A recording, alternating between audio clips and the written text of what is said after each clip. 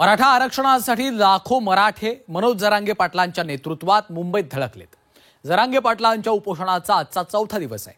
सरकार दरबारी हालचालींना वेग आलाय। त्यातच या मराठा आंदोलनाला रसद पुरवण्यावरून सत्ताधारी आणि विरोधकांमध्ये खडाजंगी रंगलेली आहे। पाहूया। या आंदोलनाला कोण रसद देत आहे, नेमकं कोण रसद देत आहे काय सांगायचं? हे मुख्यमंत्र्यांना माहिती आहे आणि निश्चितपणे ती योग्य वेळेस घोषित करतात। तातडीने त्यांनी सांगितली पाहिजे। हो, अर्थातच लिस्ट आहे तर दाखवा चॅनलला, मलाही कळू दे। मला प्रत्येक मराठी माणसाला, भारतीय माणसाला इच्छा आहे ना की बाबा कोण रसद पुरवते। ती सगळी माहिती सरकार म्हणून आमच्याकडे आहे। कोण पेट्रोलसाठी कोण पैसे देत आहे, तिथे त्या ज्या रूटवरचे जे आजूबाजूचे जे लॉन आहेत तिथे हे लोकांना राहण्या बिण्यासाठी कोण सोय करतोय। कधीतरी लेकरा बाळाच्या गरीबाच्या मदतीला या रे, कधीतरी या। 96 कोळी मराठा समजतो तू स्वतःला, कशाला माहिती गोळा करतो असेल त्या गोळा केल्या म्हणून। काही लोक त्याच्यावर पोळी शेकण्याचा प्रयत्न करतात, पण मी त्यांना सांगतो की ते पोळी भाजण्याचा प्रयत्न केला त्यांचं तोंड भाजेल। मराठा आरक्षणासाठी मराठा समाज आक्रमक झाला। लाखो मराठा आंदोलक मनोज जरांगे पाटील यांच्या नेतृत्वात मुंबईमध्ये धडकले। मराठा आंदोलकांची संख्या एवढी आहे की संपूर्ण दक्षिण मुंबईचा पूर्ण परिसर मराठा आंदोलकांनी व्यापून गेला। एकतर आरक्षणाची विजय मिरवणूक निघेल, नाहीतर माझी अंत्ययात्रा निघेल असा आरपारचा इशाराच मनोज जरांगे पाटलांनी दिला। तर सरकारच्या पातळीवरही जोरदार हालचाली पाहायला मिळतात। त्यातच आता मराठा आंदोलनाला रसद कोण पुरवतोय यावरून सत्ताधारी आणि विरोधकांमध्ये जोरदार खडाजंगी सुरू झाल्याचं पाहायला मिळतं। या आंदोलनाला रसद कुणी पुरवली याची माहिती मुख्यमंत्री देवेंद्र फडणवीस यांच्याकडे असल्याचं गृहराज्यमंत्री पंकज भोयर यांनी म्हटलं। तर पंकज भोयर यांच्या वक्तव्यानंतर राष्ट्रवादीच्या खासदार सुप्रिया सुळे यांनी थेट सरकारलाच आव्हान दिलं। रसद कोण पुरवतंय हे एकदा सगळ्यांना कळू द्या, यादी जाहीर करा असं आव्हान सुप्रिया सुळे यांनी दिलं। तर या आंदोलनामागे मोठी राजकीय ताकद असल्याचा दावा ओबीसी नेते लक्ष्मण हाके यांनी केला आहे। मुख्यमंत्री स्वतः बोलले होते, मला माहिती आहे या आंदोलनाला कोण रसद देत आहे, नेमकं कोण रसद देत आहे काय सांगा? हे मुख्यमंत्र्यांना माहिती आहे आणि निश्चितपणे ती योग्य वेळेस घोषित करतात। सरकार मधलं आहे की सरकार बाहेरचं आहे हे मुख्यमंत्री महोदयांनाच माहिती आहे। गृहराज्यमंत्री आहेत ना, त्यांनी आता एक विधान केले की ज्यांनी आंदोलनाला रसद पुरवली आहे त्या सगळ्यांची यादी गृह खात्याकडे आहे। ही तातडीने त्यांनी सांगितली पाहिजे गृहराज्यमंत्री। हो, अर्थातच लिस्ट आहे तर दाखवा चॅनलला, मलाही कळू दे। मला प्रत्येक मराठी माणसाला, भारतीय माणसाला इच्छा आहे ना की बाबा कोण रसद पुरवते, कळू दे ना देशाला। दूध का दूध और पाणी का पाणी एक।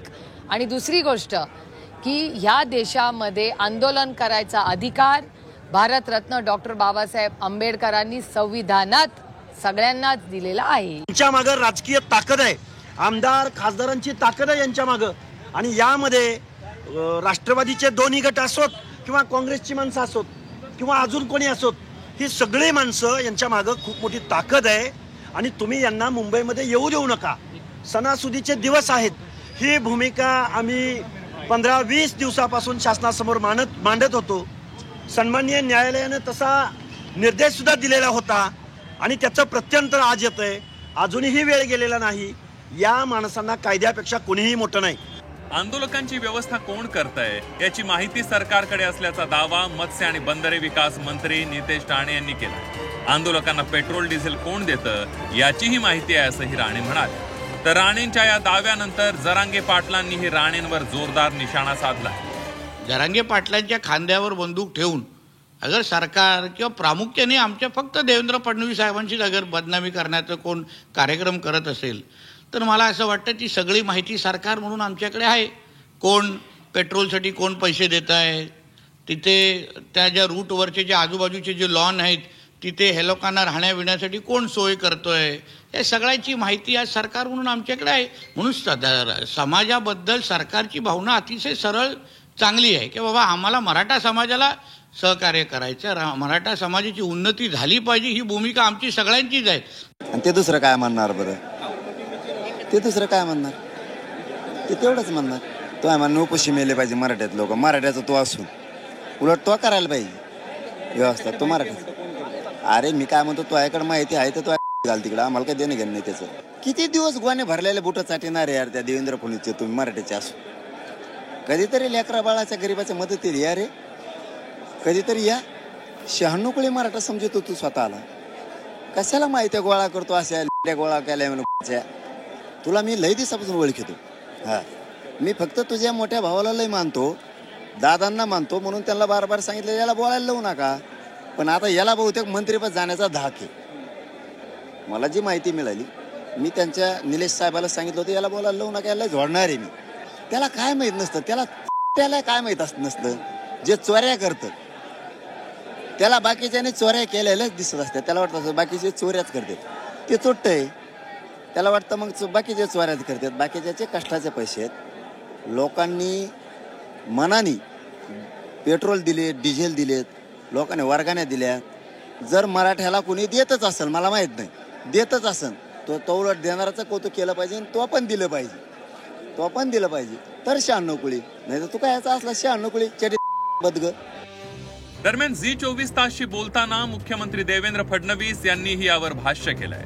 काही लोक आंदोलनाच्या आडून राजकीय पोळी भाजण्याचा प्रयत्न करतायत, मात्र त्यांचं तोंड पोळल्याशिवाय राहणार नाही असा इशारा मुख्यमंत्र्यांनी दिला. शेवटी आपल्याला एखादा निर्णय फक्त कोणाला खुश करण्याकरता घेता येणार नाही. तो संविधानाच्या चौकटीत टिकला पाहिजे, तो कायद्याच्या चौकटीत टिकला पाहिजे.